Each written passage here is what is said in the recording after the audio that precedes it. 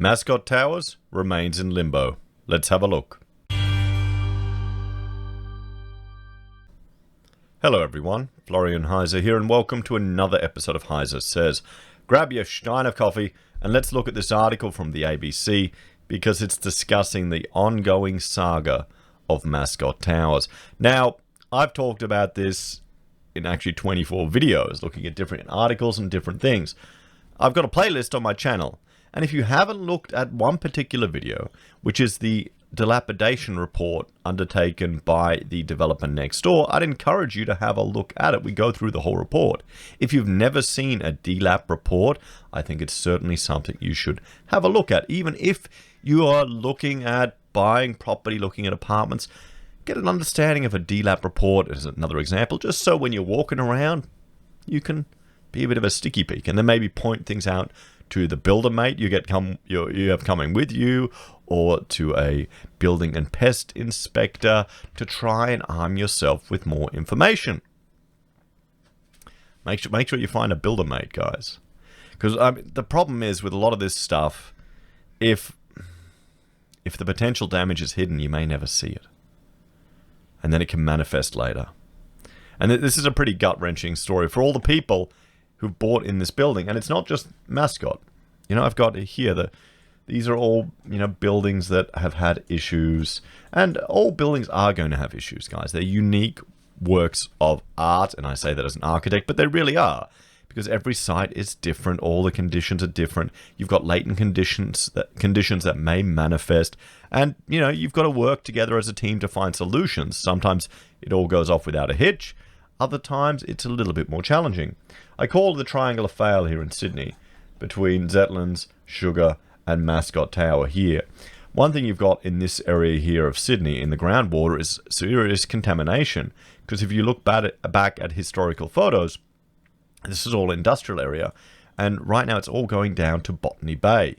You can't even drink the water from the ground here. You can't even take it up. You're not allowed. It's pretty bad. So let's have a look at this article, guys, and see how Mascot is going, because it's nearly been 2 years now. It's 17 months after the evacuation. So you've got to feel sorry for these guys. So Mascot Towers apartment owners still in limbo 17 months after building evacuated due to defects. And I think one of the previous videos I looked at was they were considering just selling the whole site.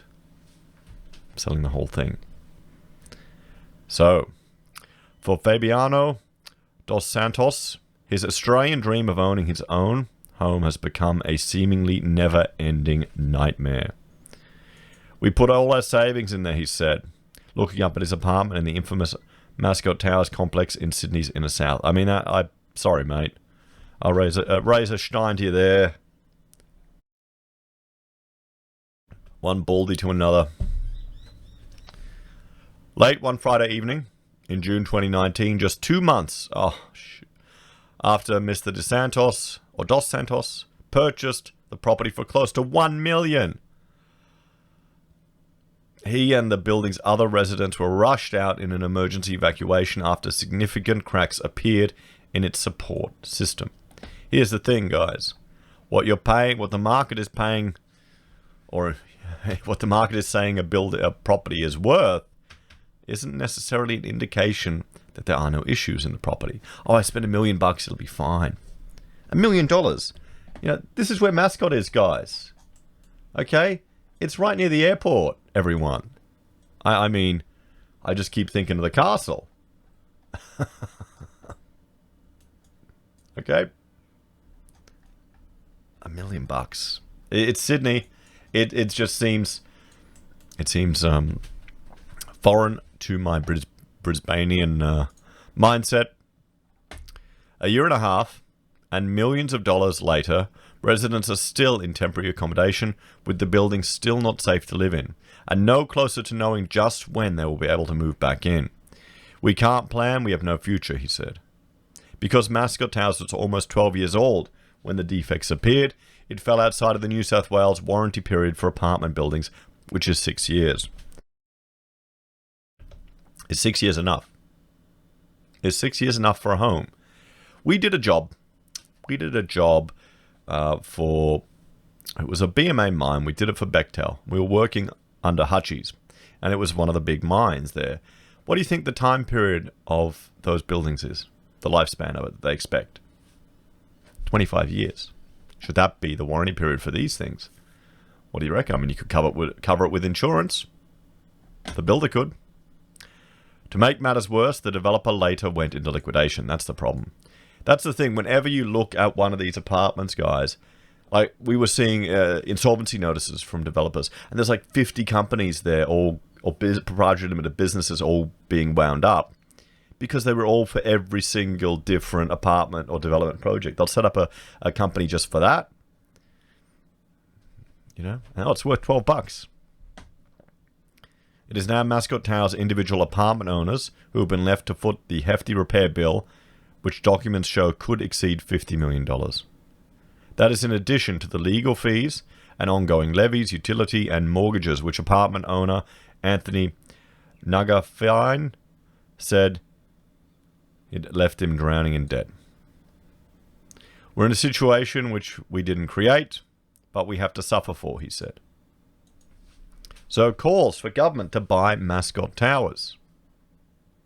The owner of Mascot Towers are now suing the developers and builders of Peak Towers, the property next door, for $15 million, alleging excavation work during the construction of the building caused cracks in Mascot Towers. Court documents show there are 4 defendants listed. All were contacted and either did not respond or declined to comment. Well, of course, they're in the middle of a court case. They can't comment. However, in those court documents, the developer, Church 88, and the builder, A-Land Development, deny these allegations and say that any damage to Mascot Towers has been caused by pre-existing building defects. See, and this is why the developer went and did this dilapidation report, guys. This is why when you're working on a construction project, you should do a dilapidation report.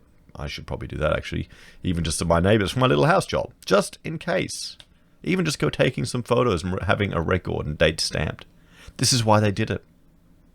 Because Mascot Towers wasn't immaculate when they started working on the project, guys. There were issues that they'd identified. You know? We'll have to see how this court case plays out. It'll be quite interesting to see. With bills and debts mounting, an owner is unable to sell the uninhabitable apartments. Some residents, like Mr. DeSantos and Mr. Najafine, are now calling on the New South Wales government to buy Mascot Towers back from residents. I think the problem was born from government's laws and decisions, he said. The best thing would be for the government to acquire the land or repurpose the land to give us a fresh break in life, to give us a renewed chance to live again. Well, maybe they just need a bankrupt out of it. In a statement, a spokesperson for the New South Wales Minister for Better Regulation and Innovation, Kevin Anderson, said the government had no plans to buy the property. We appreciate the difficult situation faced by the owners of Mascot Towers, the spokesperson said. The New South Wales government continues to provide extensive financial support to owners and tenants, and has also made available independent technical advice to help the owners determine what works are needed before the building can be reoccupied. So we're 100% left behind. I mean, would it be smarter to just demolish and start again and sell the land? There's a question for you. Do you think the government should buy it, everyone? Because, I mean, the average punter, they'd have no way of realizing that there's that damage in the building.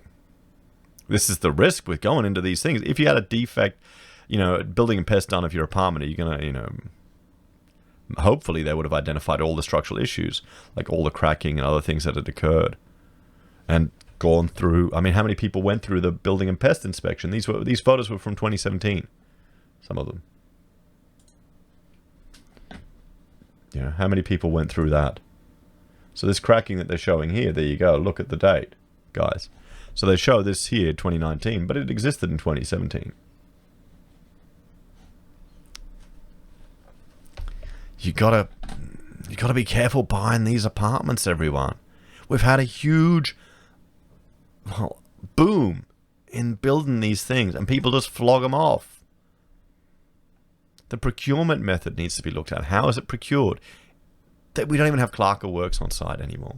We've got design and construct where everyone's under the builder. Even the certifiers are working for the builder. Creates all these potential conflicts of interest.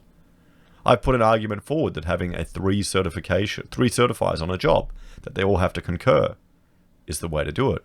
One of them representing the interests of neighboring occupants, one of them representing or working for the builder, and one of them as an impartial third party. And they have to be funded and fully paid for before the job even starts. We don't need more government regulation or intervening and rules and things like that. We just need to use what we have in place a little bit smarter. And then you could market that. Think about it. You could market that. 3 certification, quality assured. Boom, stamp on it. But the public needs to become more aware. But the default seems to be, government come and save me. While Mascot Towers residents are thankful for temporary rental assistance, some feel the New South Wales government has not done enough to support them. I put all my life savings into a Mascot Towers apartment and paid my taxes. I've always tried to do the right thing, and I've been badly let down by what can only be described as a failing system, he said. Well, mate, you're starting to realise how dodgy the government is. They're not your friends. They're like the banks. You're tax cattle to them. In response to the sagas at Opal and Mascot Towers, the New South Wales government appointed David Chandler as the state's building commissioner and introduced new regulations aimed at preventing another Mascot Towers occurring. But that has been little comfort to Mascot Towers residents. The problem is the Sherwood Gold Report has come out years ago, and they didn't implement any of the suggestions there. And I've gone through that on my channel as well. So, he's doing quite a bit for new developments, but the sentiment we have is he left us behind. Because we saw the documents, the changes for the future, looking forward, but nobody's looking back. Well, because, mate, there's going to be like 15 years of these things built all over the place. Look at the flammable cladding everywhere. It's rampant in the construction industry, guys. I mean, wouldn't you be happy to have just sold out of this? To have sold 2 months before this all happened. Wouldn't you be relieved?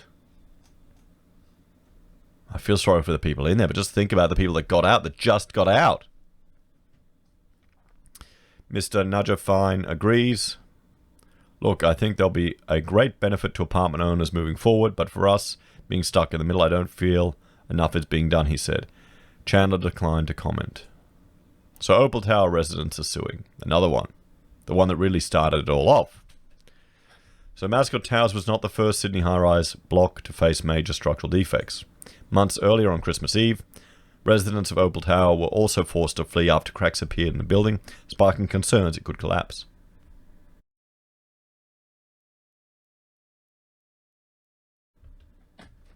However, unlike Mascot, Opal Towers was just 2 years old when defects appeared, well within the warranty period, and its builder Icon carried out all repairs and provided financial support to residents until they moved back in last year. Residents are now suing Icon and the New South Wales Government State Olympic Park Authority for what they say are hundreds of other defects that have been discovered in the building.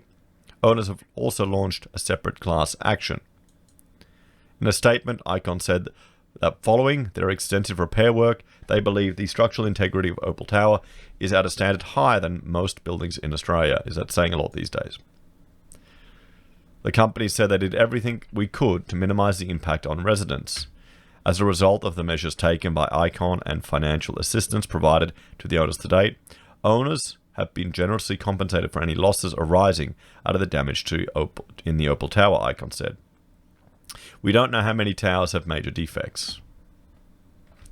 Opal Tower resident Shady Eskander has become the main public spokesman for the building apartments owners and now owners across the broader industry.